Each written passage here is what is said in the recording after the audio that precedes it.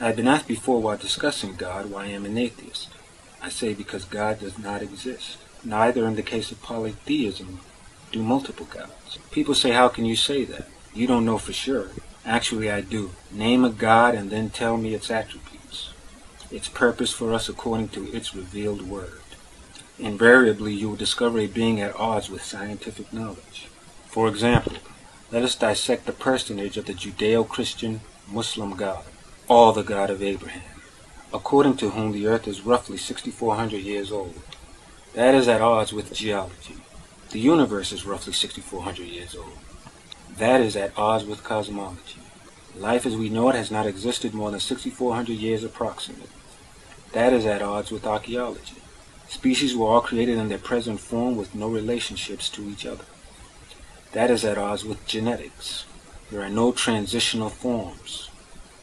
That is at odds with every museum that contains a fossil.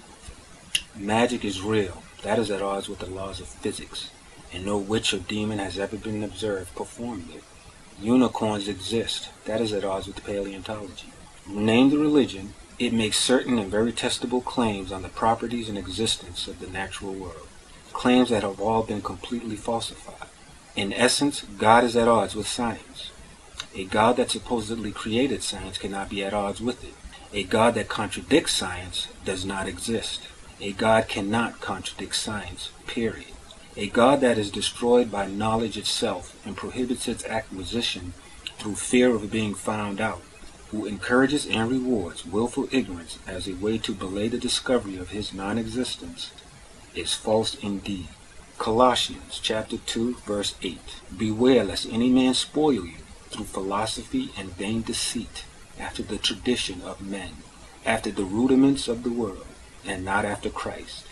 The rudiments of the world revealed through the scientific method are to be ignored. Observation, your very senses, are to be abandoned. What you see before you is separate from Christ, because it goes against his will, the will of God. Earth, all upon it, all within it, is not of God's doing. It is opposite to God, for it leads you away. Apparently, the earth itself is Satan. How can I say there is no God? Because there isn't, and the world attests to it.